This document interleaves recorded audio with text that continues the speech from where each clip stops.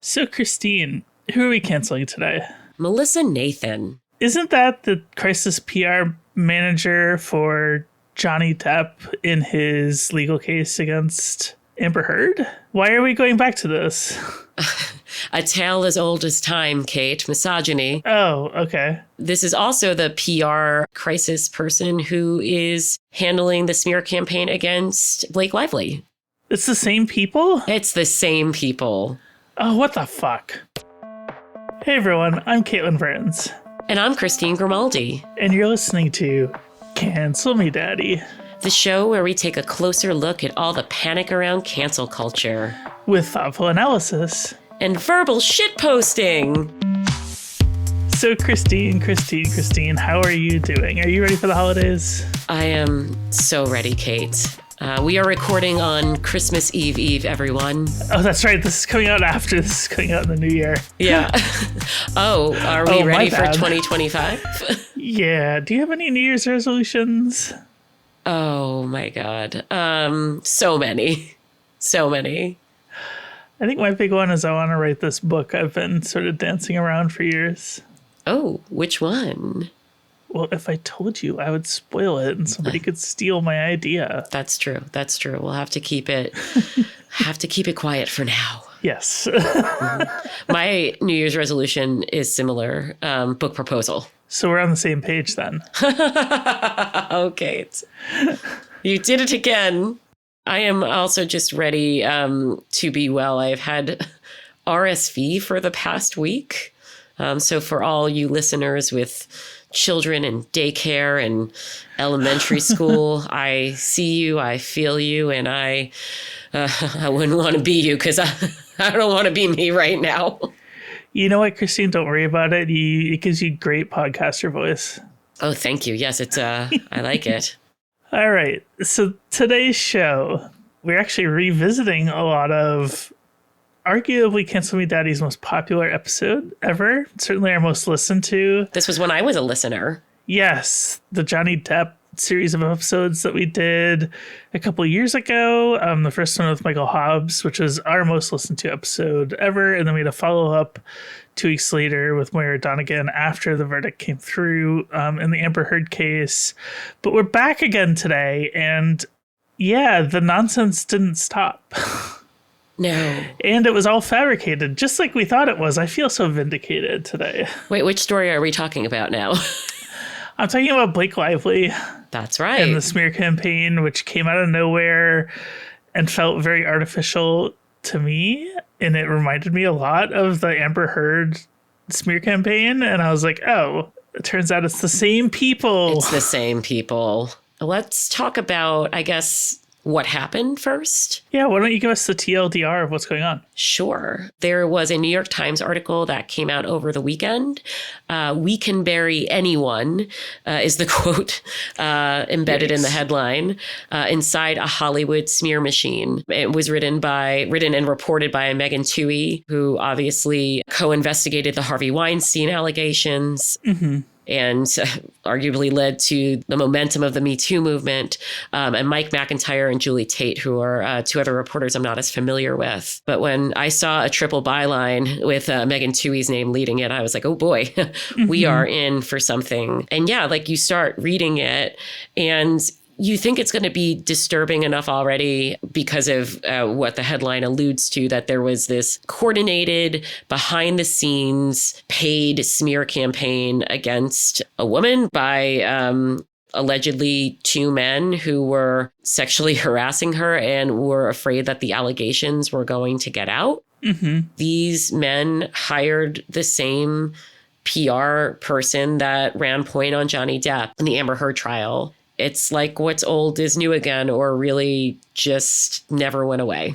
It's certainly very disturbing. It's yet another reminder that we can't just trust social media narratives when they pop up seemingly out of nowhere. I want to talk a little bit about why this one worked, right? Yeah. In Amber Heard's case, she was in direct legal opposition with Johnny Depp, who, no matter what you think of him now, at the time he was a beloved actor. People wanted to believe his narrative. I think that had a lot to do with it. And then this time around, Blake Lively is going against Justin Baldoni and then like the heads of the studio on her movie. So the power dynamics are a little different in this one because I feel like Lively is the better known person, right? So yes, to quote our friends at Who Weekly, I'm a devoted hooligan. Blake is the them, and Justin is the who. Yeah. Yes, and she's also married. Blake is also married to one of Hollywood's biggest stars, Ryan Reynolds. So you think that the power is really going to lie with them, but it seems like that does not matter in this situation. Part of the reason why I think that this worked is that this is going to come off as terrible, but please, I promise I have a point. But like a lot of people find Ryan Reynolds specifically to be very cringe. Oh, I don't think I realized that. Yeah, like he's just always kind of there. He's kind of there. He's kind of this wisecracking guy who seemingly plays the same character in most of his movies. And I think that people associate Blake Lively with him.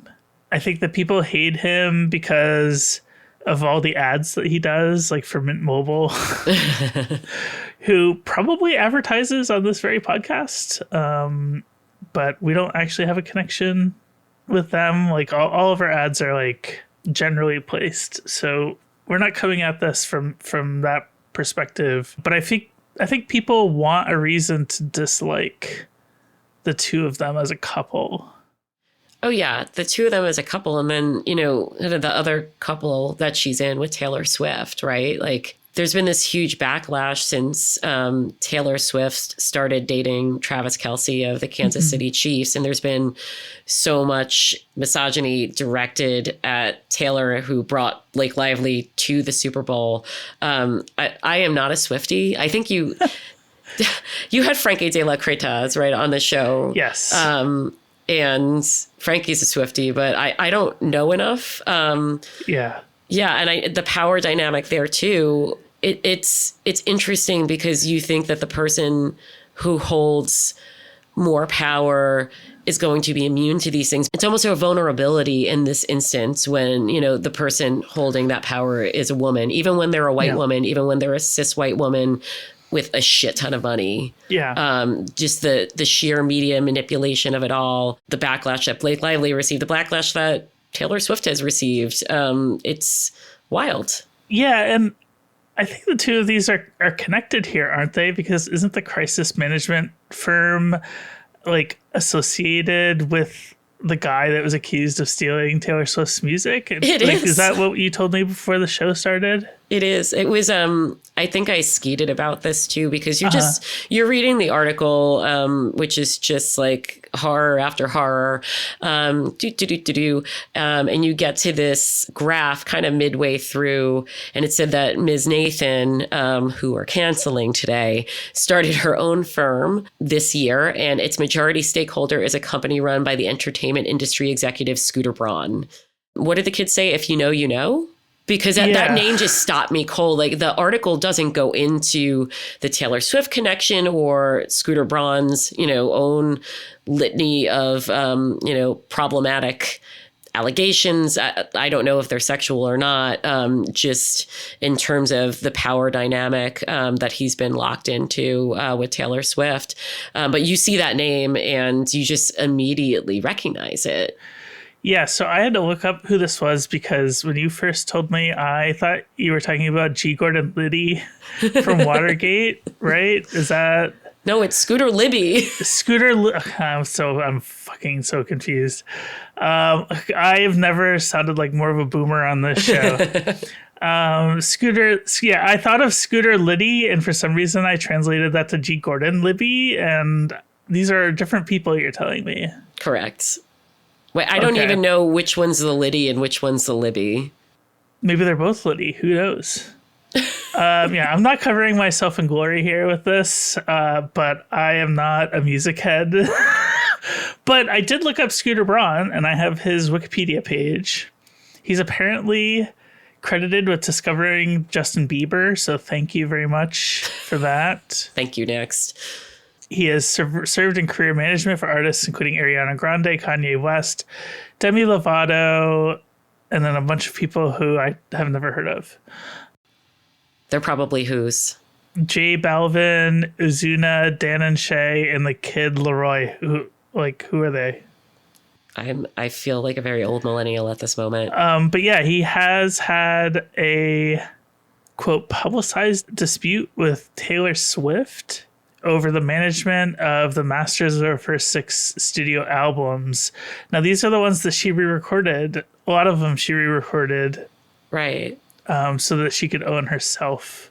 I think it's the basis for her whole Eras tour that just wrapped up because she was playing all of that music. Yeah, and it's really interesting that the crisis management firm attacking Blake Lively here is associated with this guy who has also had a long-running dispute with Taylor Swift, who is Blake Lively's friend. There's like just almost this uncomfortability with, women in power. Yes. And we can have a whole like other side argument about like absolute power corrupts absolutely, but this shit ain't right. Well, it's particularly concerning because the two campaigns are so similar. Yeah, tell me about that because you're more familiar with the ins and outs from the podcast episodes. Yeah, so with Amber Heard, you have to understand my YouTube algorithm to understand the story that I'm about to tell. I am literally locked in with gaming videos from 3 games and then history YouTube, and that's it. That's all I want to see. That's all I care to see. The occasional Hassan Piker video will sneak its way in there too, and that's all I want to see. And usually that's all the algorithm gives me. But with Amber Heard, all of a sudden I was getting a bunch of Amber Heard videos, and I had I'm not even entirely sure I knew who Amber Heard was outside of Aquaman, which I don't think I ever saw actually. So no interest in celebrities, no interest in anything regarding that. And all of a sudden I had 10 or more videos in my algorithm about Amber Heard. And I'm like, that's weird. And that's kind of when I started looking online for what was going on. I was, obviously I was co-hosting this show, so it was relevant to my thoughts then. And that's how we ended up with Michael Hobbs on the show, who was following it much more closely than I was. And he's somebody who is known for doing the reading. And so that's how we ended up there. And this Blake Lively stuff also developed in a very similar way for me, because I started getting YouTube videos about the Blake Lively situation, and I'm like, I don't particularly care. I thought at first maybe because I had looked up some videos about Wrexham, which is Ryan Reynolds' Welsh soccer team, maybe the algorithm thought I would want to see something about Blake Lively too. I don't think that's the case anymore. I think it was completely artificially inflated. And that's just on YouTube. I know that it was much worse on Instagram and TikTok, which are 2 platforms that, quite frankly, I am too much of a boomer to use. I don't think I got too much in the way of Instagram videos about her, but I do follow celebrity news. So I was reading, I don't know if it was, People or Us Weekly or something online. And I remember the stories that came out, or maybe even Daily Mail, which I don't read, but if you Google a celebrity, that's what comes up. Yeah. All of the framing was really how this movie, it's called It Ends With Us. It is based on a book by Colleen Hoover, and it's about domestic violence. But the main character's name, and I want to get your reaction in real time, Kate. The main character's name is Lily Blossom Bloom. Okay. And she owns a flower shop. What is this, fucking Harry Potter? It is. This is a 2 for 2 for us with Harry Potter names on people on this podcast, because Luigi Mangione is the Italian Harry Potter wizard, and then we have this. Oh my god! Monstrosity, Lily Blossom Bloom, the flower shop owner. Correct. I guess if we could write books that made a fraction of that money. Anyway. Listen, I'm gonna write a novel with an Irish main character, and it's gonna the character's name is gonna be Spud McPotato. Okay, Oh, potatoes, Guinness. Yeah. Spud nickname Drunkard. McPotato. Oh my Spud God. Drunkard McPotato. Oh my God. I'm allowed to make that joke. I'm Irish. Okay. You are allowed to make that joke, just like Luigi Mangione is in my territory. Wow, we really can't get off him. We'll leave that at that. Anyway. Who says I want to get off him? Okay. So the articles or the framing of news pieces I did happen to see were that Blake Lively was using this movie to promote a lot of the fashion that she wore, which also had lots of flowers in it.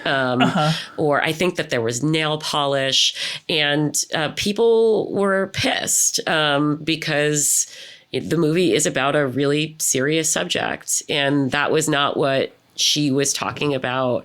It now seems from this New York Times article that that was at the direction of the studio. Like, they wanted the pretty white woman to talk about the shiny things in the movie. Yeah. And then that allowed Justin Baldoni, who has long built a brand on feminism and hosts a podcast called Man Enough, where they talk about him and his two co-hosts, toxic masculinity.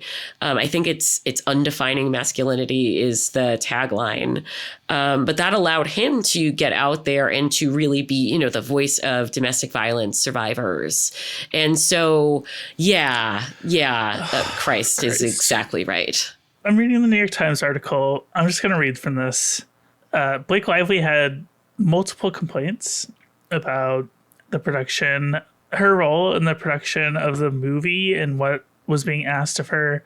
According to the legal filings, she claimed Mr. Baldoni had improvised unwanted kissing and discussed his sex life, including encounters in which he said he may not have received consent.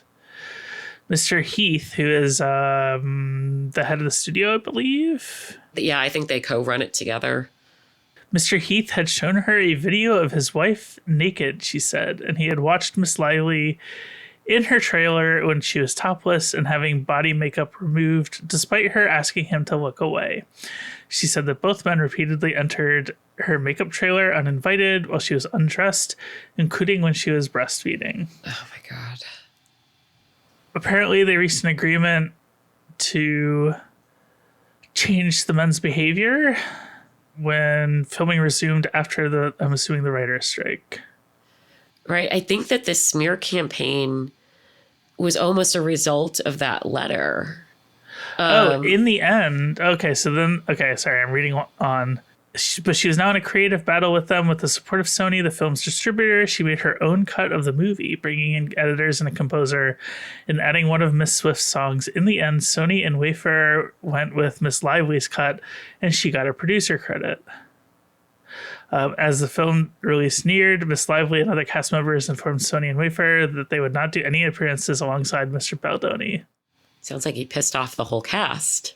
And I think that's where the problem started, because I think the agreement, if I recall correctly, that she reached with Justin Baldoni and the head, his co-head of the studio, was that, they wouldn't retaliate against her. And it almost seems like they were so worried about this stuff leaking out that they proactively retaliated or tried to ruin her, which is just wild. Because they noticed that Ryan Reynolds had blocked Justin Baldoni on Instagram. And I guess they saw that the cast wasn't going to be supportive of him either. So, I mean, look, obviously people are going to talk if that happened. But now people are talking even more, aren't they? Yeah. So the damning quote in the piece is Ms. Nathan, who we mentioned at the top of the show. Of course, but when we send over documents, we can't send over the work we'll do or could do because that could get us in a lot of trouble, Miss Nathan responded, adding, "We can't write, we will destroy her." Moments later, she said, "Imagine if a document saying all the things that he wants ends up in the wrong hands. We can bury anyone." It's wild. I do want to mention one quick aside about Megan Twohey, the writer of this New York Times piece. And this is not to question her reporting on this at all, but she had previously written an anti-trans reported piece for the New York Times. Oh my God. And I wouldn't be doing my job as a trans person and a journalist without at least mentioning that for particularly our audience. Oh, for sure. And I'm going to go read it pretty much as soon as we get off this podcast. What did can you give me the download on that? Yeah, it was like questioning gender affirming care for kids. Yeah. I guess that's the rub of all of this, like these stories about power dynamics. And like, we're talking about like how much it sucks to see like even like, look, like these, like, especially in Blake Lively's case or in Taylor Swift's case, like wealthy, powerful white women being the targets of this. But I think what is like the scary thing, or the thing that's ringing true to me or just alarming me, is that if they're not safe, like what the fuck about the rest of us, right? Yeah. Like what the fuck about Black women? What the fuck about trans women? No one is safe from this. Yeah, I don't really want to sidetrack the rest of the episode to go on about this, because we have other work. I even think we have an episode about that particular article.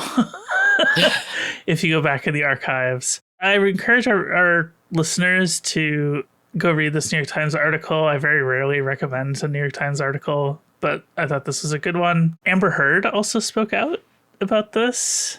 She said, social media is the absolute personification of the classic saying, a lie travels halfway around the world before the truth can get its boost on.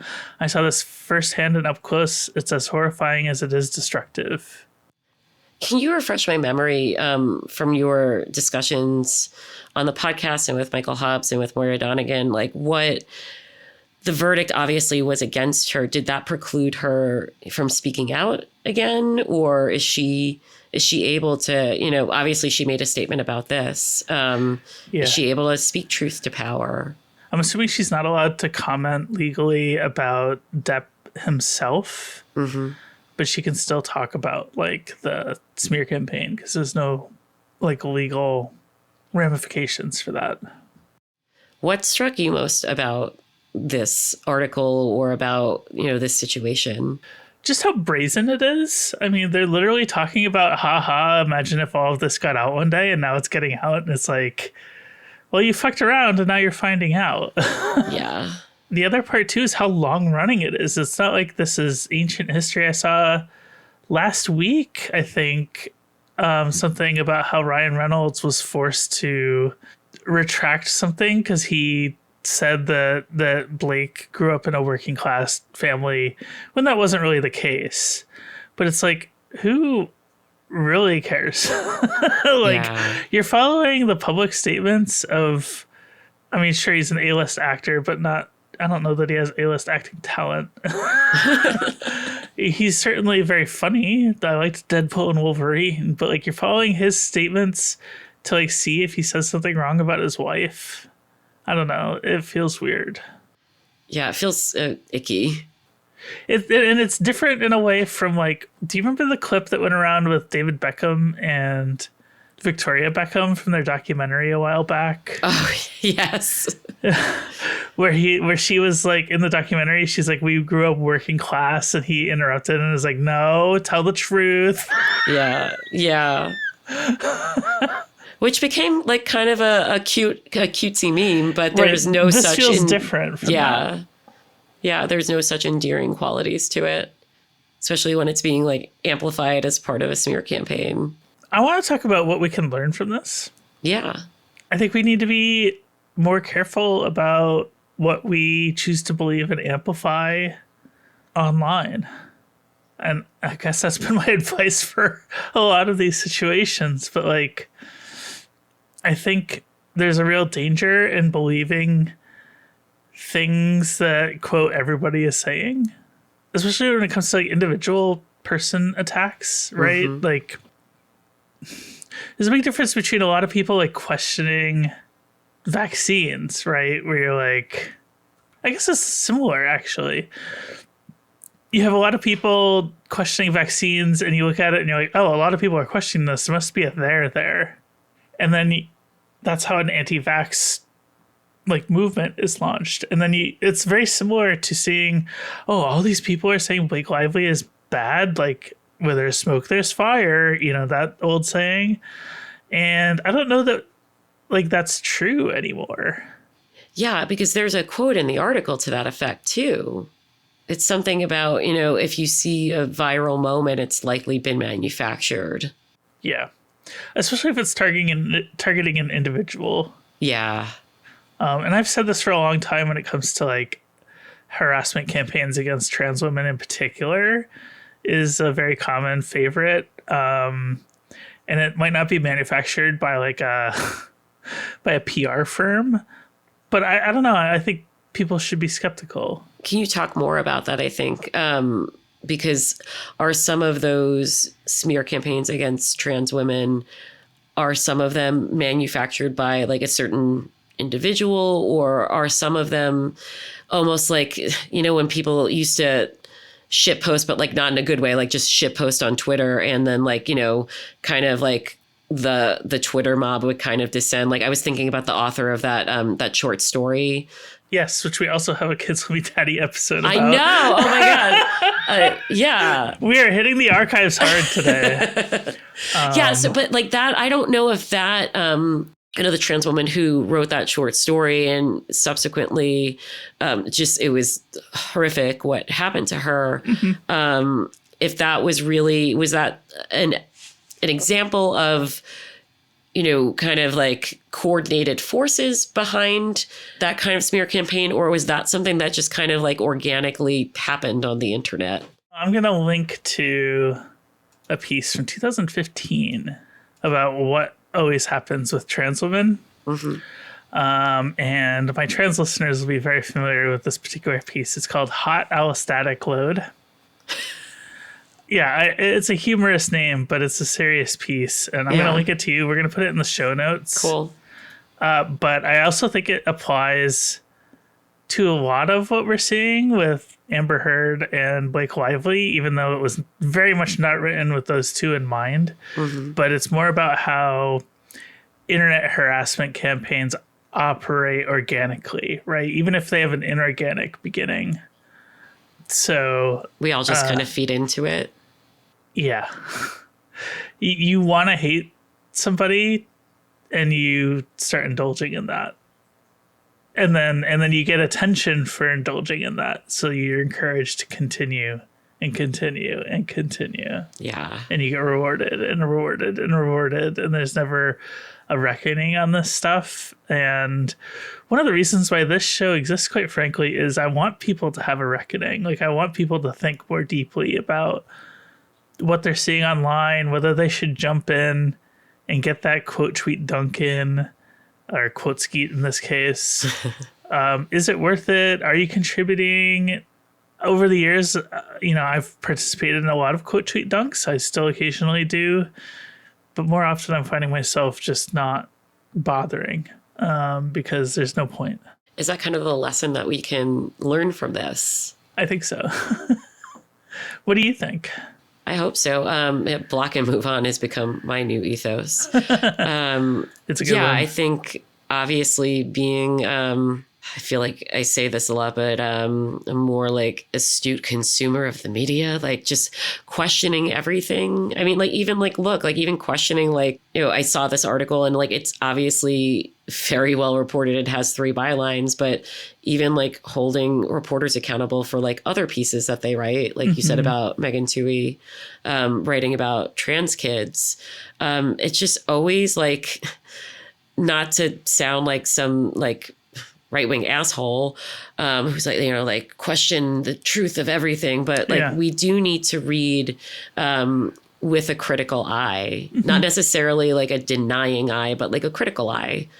And make sure that like, in this instance, like in this article, like there are thousands of pages of documents and text messages that literally say oh, here's our evil plan. Like, wouldn't it be funny if it got out? So yeah, like, and in that sense, like if you're reading that with a critical eye and you don't come away from that saying, wow, like what a fucked up smear campaign, like how is this being applied in other ways? And then like, that's the lesson I think people should be taking away. And how many online smear campaigns don't have thousands of documents that are being reported on in the New York Times Yeah. that we don't know about? Yeah. Well, Happy New Year. Happy New Year, everyone. Christine, are you ready for out of context cancellations? I sure am. Okay, so today we are starting with very much a last episode related cancellation. We are going to cancel liberals who are quote unquote dismayed by the lack of sympathy for United Healthcare CEO Mr. Thompson / his family. Cancel them. And like I get it, but also like the guy was a pawn, like the guy sucked pawn scum. Like, yeah. Oh, you skeeted about this. oh yeah, I got a big backlash to that. Oh, really? Yeah. Just Yeah. So somebody uncovered like a DUI that the guy had in 2017, and I sarcastically tweeted, "Oh, looks like no angel." well, Which is what the New York Times called like Michael Brown and a bunch of other black people who were murdered because they had like pot in their system or whatever, or like was belligerent to a cop once, like all of these things. And oh, good Lord, people did not like that idea. yeah. Well, like that's what media criticism is, right? Like why is this not part of his story? And I think I read something, was it Ken Klippenstein? Yeah. Had a piece about how he also like was separated from his wife. Yeah. Or had been for years. We can link to it in the show notes. And look, like it's not trying to like vilify him any more than. We're not saying he deserved to die. Right. It's just that when people from other demographics that aren't white, male, middle-aged CEO die, the New York Times will come up with these little reasons why, that minority deserved to die. Right. Or like, maybe we should have less sympathy for this person who was clearly murdered by the police. But the second this happens with a rich white guy, we're all expected to like have a national day of mourning. Yeah. And I just don't accept that framing. I think death should be treated equally. Like life should have equal dignity. Well, this was like when Felicia Sonmez, formerly of the Washington Post, tweeted about Kobe Bryant's, I think it was even just a link to, the sexual assault allegation about him, pretty soon after his unexpected death. Was it a helicopter crash? Yeah, he and his daughter died in a helicopter crash. Yeah, and it's terrible. And his daughter, I mean... Yeah.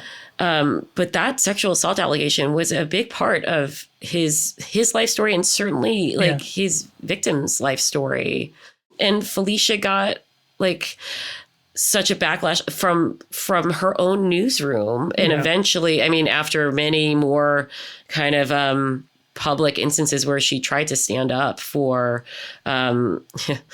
media criticism and for all sorts of things, she was eventually fired from the Post. So what you're telling me is I can't get a job at the Post?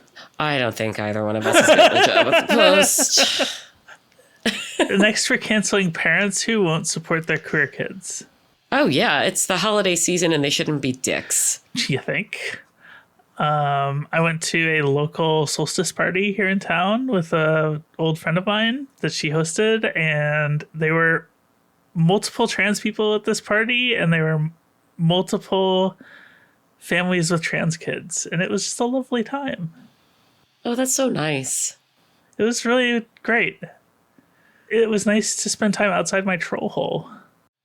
Oh, no. First of all, that is a choice of words. It's just nice to get out of the house sometimes. Oh, my God. Moving on. Yes. Relatedly, we are going to cancel parents' rights. Oh, yeah.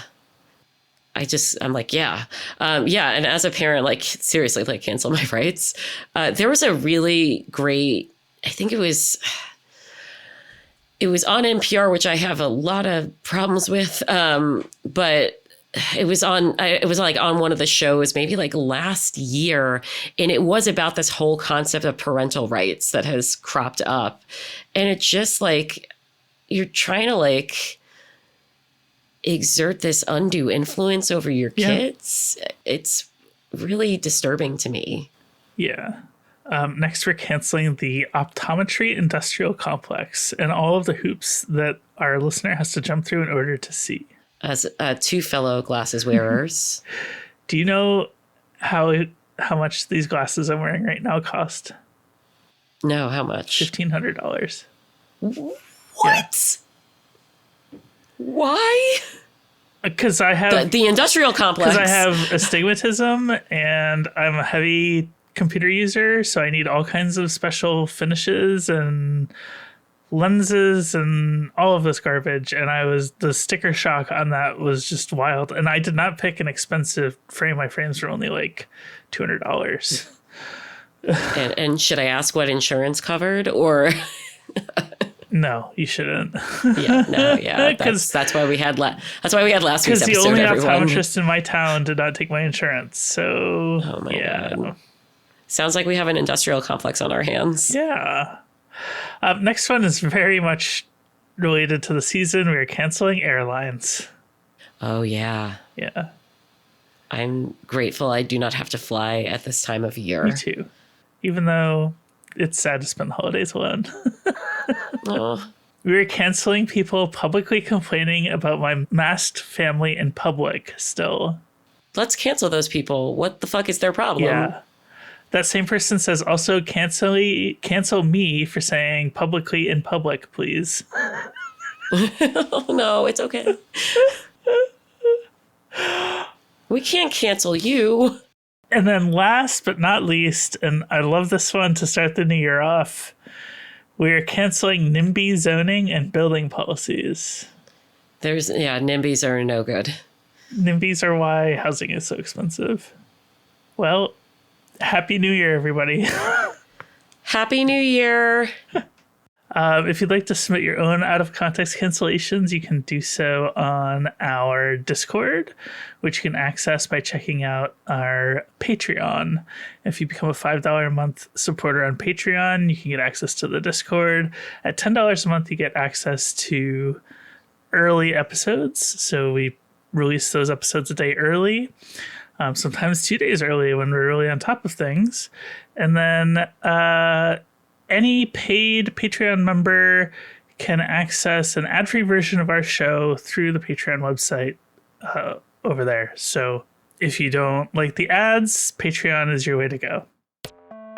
Cancel Me Daddy is a Flytrap production, and today's show was made by me, Caitlin Burns, and my incredible co-host, Christine Grimaldi, along with my amazing editor, Maria Paliolagos.